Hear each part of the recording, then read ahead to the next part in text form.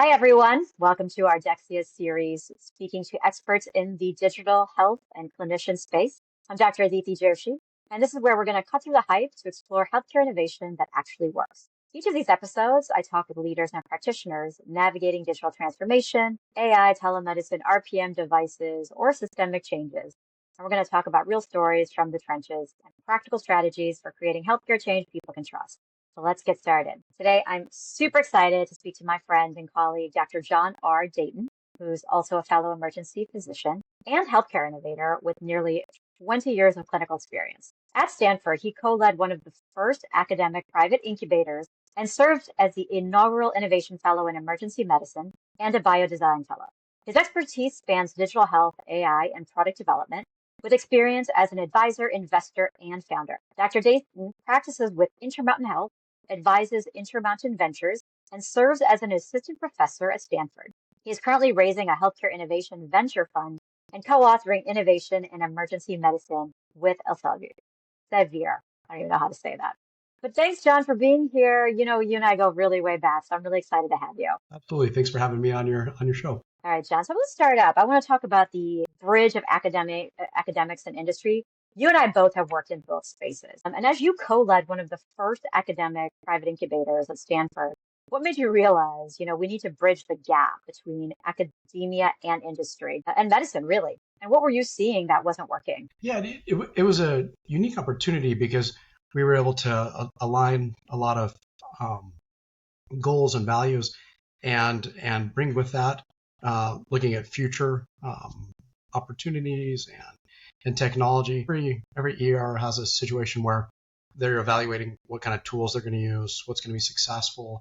Silicon Valley is a unique place. There's a lot of interesting technology that comes out of that area. So our goal with setting this up was kind of hybridize quality improvement and talking with new startups and helping them kind of pilot programs they were working with and getting them high-level physician feedback, which a lot of times they didn't realize that they needed to figure out the best physician user experience or adoption or product fit, and help them a lot of times get the data they needed to meet their regulatory goals with the FDA. And so the way that it would set up a new startup that was working on something in a space that we found interesting or we were researching, they would approach us and we would connect and figure out a way to do a pilot study in the ER. We'd set some specific goals. We'd talk about some best ways to move forward. And it didn't work out with every single startup we spoke with, but a lot of them, we had the chance to help them get some better feedback, pilot what they were doing in the ER, and help them kind of move along their process. This is nice because a lot of ERs are in a situation where they want to modernize what they're doing. They want to evaluate new tech, whether it's like, this was a couple of years ago, so we were looking at like ambient scribe technology, different AI operational tools. And so this was a way to kind of help move them forward, help us stay modern, but also align that a lot of emergency physicians are interested in researching, how we improve, how we find best practices, and how we can, not traditional kind of bench to bedside, but operational processes and innovation improvement. Absolutely. And I both talked about this, how emergency medicine is very specific, bless you, very open and a perfect specialty for innovation. But I want to get back to you a little bit, because I think, what's interesting to me is that when I joined Jefferson, part of the reason that I really thought it was set up in a way that made sense to me was that the entire ethos was, we want to use digital innovation. We see the tech world is building all of these products, but we want to make sure that we have a voice in there. And you're talking about a lot of the misconceptions that maybe startups had and having to go in there and talk to them. And it's interesting to me, so I'd be curious, what did you find were their biggest misconceptions? Because I think for me, I found that there are a lot of moves and people wanting to get the clinician voice, but you have to really go down into the trenches to get it. Yeah, that's a tricky part to roll something out, particularly on the tech side. You need to have an emergency physician that's kind of the evangelist and the champion for it. You have to find something that aligns with someone's research interests. And then there's an approval process. Even though this is something that Stanford Health and the emergency department were committed to, we still had situations where we'd want to utilize or adopt some technology, but the rigor of integrating it with the EHR or rolling it out became too difficult. We found initially we were able to just focus on medical devices and then digital health tools, whereas tech that we wanted to integrate within the EHR, that became a bigger lift and that became a harder process.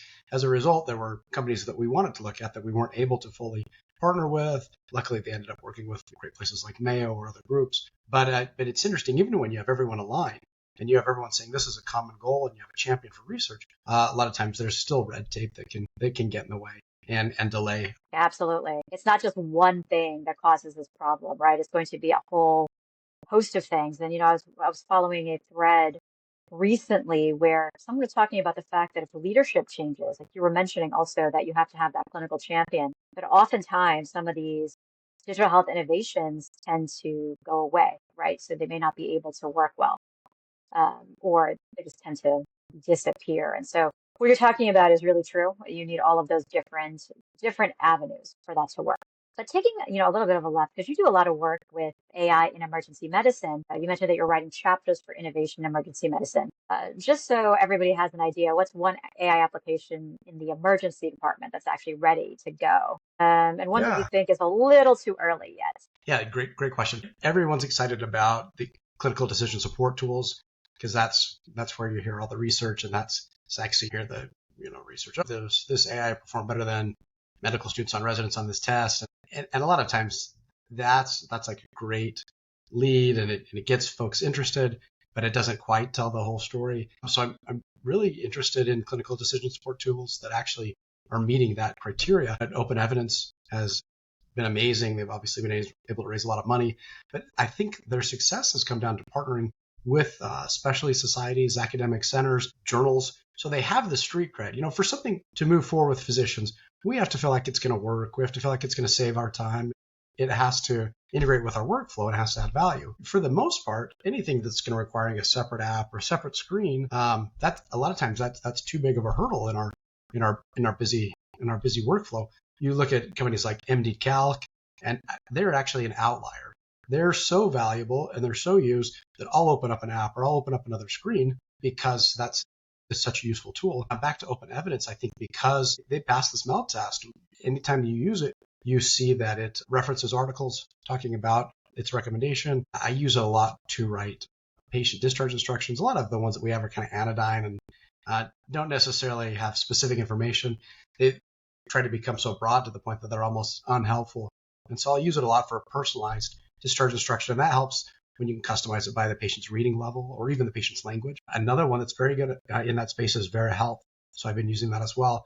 UpToDate recently announced that they have an AI tool. I've started to play around with it. It's not quite as easy to use, but I think there's value, and I think it's interesting that they have moved in that space. I think they kind of need to by default. And then Doximity has one that they've offered as well. So far, the ones that I like best are Open Evidence for discharge instructions and workup resources, and VeriHealth is very strong in that area as well. Yeah, I like Open Evidence.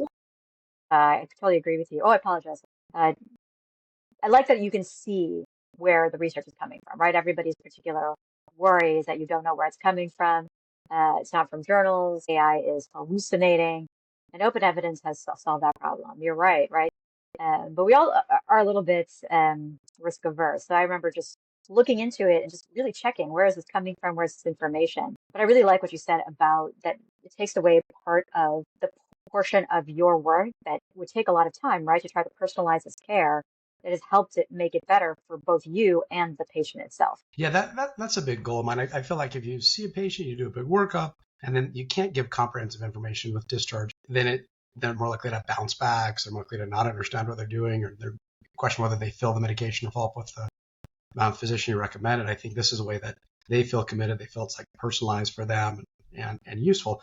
As you mentioned, it's a big lift to do that. If you're writing up every separate thing and trying to cite your sources, where this comes kind of pre-made for you. And one of the other benefits is with a lot of tools, you'll get hallucinations. I was using ChatGPT asking for like the seminal article on a topic, and it gave me this great abstract and had authors writing about it that write about that content. But then when I started to try to look it up, the article did not exist. And two of the authors that it cited were colleagues of mine. So I wrote to them. They're like, "Oh, I talked about that. I researched about that, but I have never written this. But it's given me some good research ideas. I appreciate you bringing it up." One thing that they do really well with Open Evidence and Vera is they have retrieval augmented generation. So rather than saying, just making something up, they'll say, "I don't have enough information on this topic." Or if they're showing articles, they'll actually connect and they'll actually be legit articles. That's great too, because, part of being a practicing physician is knowing what you don't know and communicating that Absolutely. effectively, right?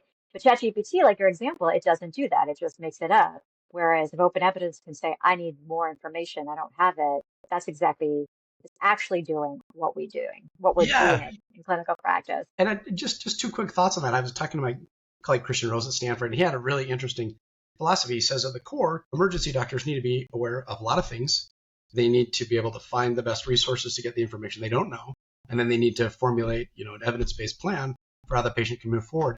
Through time, those resources have been textbooks, they've been, journal articles, and he views this as another way of saying, here's a new resource. We need to make sure it's validated. We need to make sure it's useful. But a lot of times, our role is to make sure we match what we know with what we've learned in the past, to make sure it sounds right, and to make sure we're having patients moving forward with the right plan. And so he sees these resources as tools, just like a textbook or another tool in the past, which I thought was interesting. On the flip side, another one of our colleagues, Dr. Harvey Castro, he was highlighting some studies recently that have started to show that if physicians rely too much on these AI tools, sometimes they can lose their retention for their memory or the skill set of performing an evaluation, particularly in the radiology space. So I think we have to be careful. A lot of times as we see new med schools adopting AI tools and AI resources in education, which I think is 100% appropriate, that needs to come with kind of guardrails like what's actually safe to use, where are the ethics involved in how you do this, and what are some best practices. And so some colleagues at Stanford, including Dr. Rose and I, have written about that for emergency medicine specifically. Yeah, I mean, there's a lot in what you said too. And I was thinking too, when you were talking about that, when we're talking about education, first of all, like the whole idea that we're losing some of our skills that our brain does naturally has already been proven also in the general world, right? In writing. So it would follow that it happens within medical education. But, just the example of MD Calc, I will say for sure that after residency, when I used MD Calc all the time, I didn't do anion gap in my head ever again, right? So it was like one of those things that you You learned just, how to do it on your medicine rotation. You understood the physiology. But that's true. examples like that, or like the Apache score, things like that, like that was great to get like pimped on when you were rotating. But it's, you want to use space in your brain for specific things, and then you want to use space that doesn't, this, variable is 1 point, this is 2 points, this is different for male versus female. Like that's a lot of brain space to remember. So there's a lot of value with having a reliable resource that you can apply. Yes. I always think about the way that we do medical education, residency, fellowships, and for those who do it, it's you're getting all of the skills that you need and then you're filling your brain with it, you're getting the algorithms, you're getting that information that you can do in your head.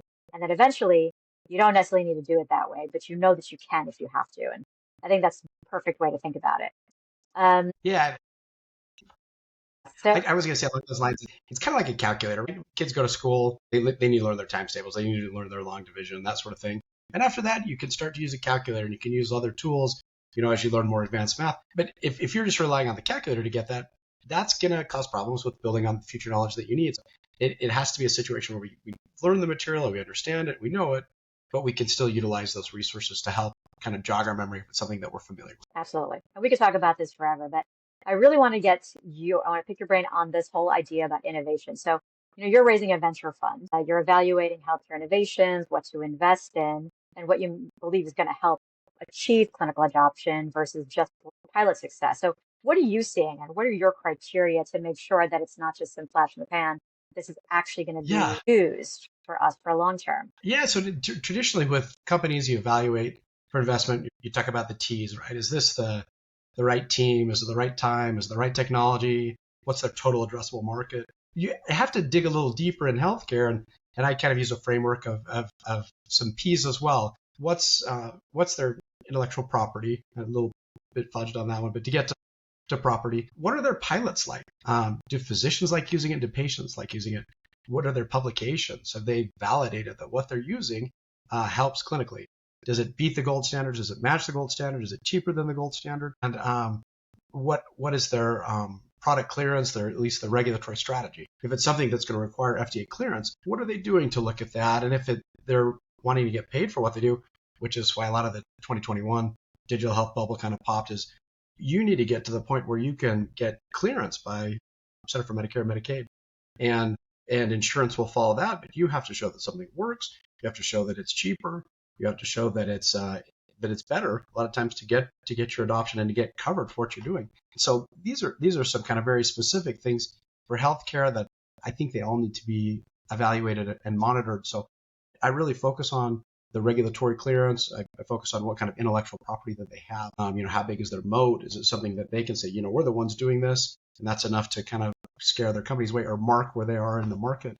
And those are the kind of things that I'm interested in. But particularly, I want to know what their data look like. If they rolled out pilots, have they got feedback from that? And particularly those publications. Nothing's going to move towards FDA clearance without research. Nothing's going to work on the economic side with CMS unless you show that not only does it work, but you can provide it in a cheaper way or a way that makes sense from an insurance provider. Yeah, so all of that resonates too. And I was thinking, part of when I was doing research for how and what is the scale of this problem as I'm building out Ardexia is that most of us, we have these tech tools, right? So you're talking about all these pilots and what you need to achieve success. We're just not even using them, right? So a lot of health systems have invested in them. And since you're on both sides of it, so how do you see that problem being solved, right? How do we make sure that we're using these tools that we already have, this tech that we already have, to its best ability, right? So both from the investor standpoint as well the clinician side. Yeah, we talked earlier about a lot of times have a physician evangelist, but anything that you're selling in the healthcare system, you actually need a couple of evangelists. You need someone on the IT side that feels like what you're working with is going to help and it's going to make their life easier. As we mentioned, you need a physician leader to say, hey, I want to use this or I want to try it out. I'm happy to pilot it. But a lot of times physicians, we're the end users, but we're not always the purchasers, particularly in a healthcare environment where half of us are employed as opposed to running our own practice. And so there needs to be an alignment between what the hospital says their goals are and what they're investing in, and communication with the physicians to make sure that's something that's needed and what they're wanting, that's something they need to modernize their care or something they need to address pain points that they have. So it's interesting, these companies that are wanting to break into a hospital system, they need to be able to connect with all these leaders. You address the tech, but then the physicians don't like it, it's never going to be adopted. If you're not even starting out with meeting a goal of a hospital group, then you're not even going to get past that first stage. And so you need to be able to speak to those three separate things. An interesting thing in healthcare, there's 20, 25 hospital or academic groups that have venture funds. And so it's really interesting to see what these groups are doing. What's Kaiser? What's their investment? What is Intermountain Ventures interested in? And this is something that, regarding my work with them, they're interested in AI tools that help with transformative care. They have some specific areas related to hospital at home. They're interested in things that make physicians' life easier. And so that gives me kind of guideline as an advisor to say, hey, listen, I was at this conference. This company seems very interesting. This seems like this will help with our flow. Yeah, they've got good data. It's going to help with our user experience. Those are the kinds of things that they're interested in because they've already received approval from Intermountain to say we're going to invest in these solutions in these spaces. And it's interesting to help find the companies that are doing good things in those areas. Yeah, absolutely.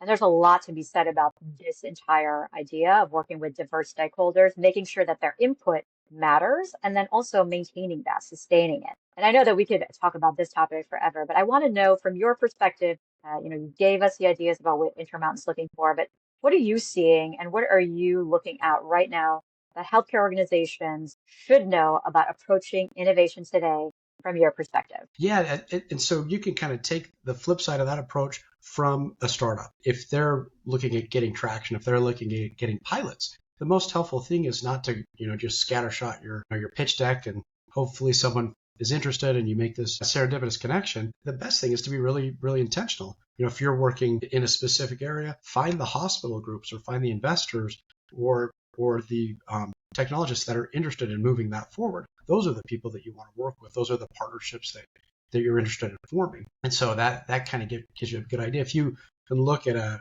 investment group and say, what have they funded in the past? What do they do? Because some will say, we're really interested in healthcare, but you look at their investments and they're kind of like, DIY products, something that are not integrated into hospitals. But if you can approach a hospital venture fund that is big on pilots, is big on evidence, is big on trying out new things, and is interested in solutions that solve the problem that your technology has built, that's going to be much more aligned and much more likely to be successful. Yeah, that's a great answer. I wanted to, for our last question, because you are a practicing physician, and you've done this for a long time. What is it that, from your perspective, that you've either seen or would like to see for better adoption for physicians and clinicians of digital tools? Yeah, it's a great question. I feel like over the last couple of years, there's been this understanding that hospitals will spend a lot of money on a product and it doesn't get adopted, or they buy something and the physicians aren't using it, or you have something huge like a EHR integration and they say, well, this is what you're using, and that's kind of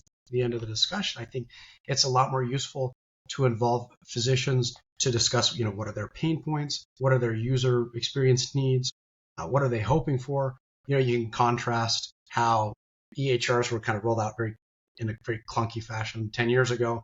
And it was very much that. Use this. This is what you're doing. This is what our hospital's doing. We want this government benefit. That was the focus. I think some minds have shifted since then as you start to see AI companies, particularly like ambient scribes, being built by physicians, being built in a way that helps your user flow, that matches how they take care of patients, that's focused on such a pain point for them to cut down on their pajama time. I think this is an area where hospital groups that are often the purchasers can align with the physicians that are the end users, so they make sure they're looking at something that helps meet the hospital's patient care goals and financial goals and the physician's care practice goals. I think an interesting thing that's happened, this is you see a rise of the first round of folks that started doing informatics fellowships, and they've been critical in bridging that voice. And so that's an area where we start to see a lot more physicians involved. You see a lot of chief innovation officers, chief tech officers, and then, you look at groups like Kaiser, where physicians like Graham Walker are involved in being like AI implementation officers. And so I think we need to get to a point a lot of times at physicians where we do a little extra legwork on our side to get up to speed on AI or digital tools that we want to use. But at the same time, the hospital also needs to realize if we want to get adoptions that make sense and move forward, we need to involve the end users and the physicians that are actually going to be using that. Completely agree. Thank you so much, John. It has been so wonderful to talk to you. For everyone listening, I'm going to be linking to his work and where you can follow him as well. Follow him along for incredible advice. He is a great connector of physicians, digital health, investments, as well as the clinical aspects in emergency medicine. So thank you for coming. And thank you to all our listeners for listening to us here. This conversation sparked ideas about your own healthcare innovation challenges. You can feel free to visit us at ardexia.io, or you can follow me on LinkedIn or our company page. Because as we always say, people everywhere deserve the kind of innovative healthcare that actually stabilizes society. And so with that idea, until next time, let's keep creating healthcare change that people can trust.